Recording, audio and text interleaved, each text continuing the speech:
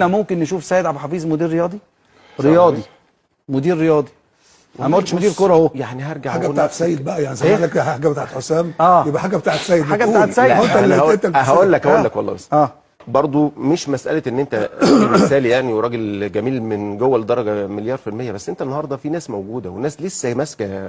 يعني ايمن مثلا لسه ماسك دلوقتي مثلا بقاله شهر، فينفع تيجي تقول لي مثلا هتمسك مكان ايمن؟ لا انا ما اقولكش كده. انا اقول ايه؟ انا اقول ايه؟ حلوه صح. محمد يوسف ممكن يبقى مدير فني. ما محمد يوسف برضو، وعلى فكره محمد يوسف نجح مع النادي الاهلي. ما محمد يوسف خد الدوري بالظبط كده، خد 6 ماتشات. محمد يوسف مدير فني، سيد عبد الحفيظ مدير رياضي. لا محمد والله العظيم هيبقى في حاجه جامده جدا.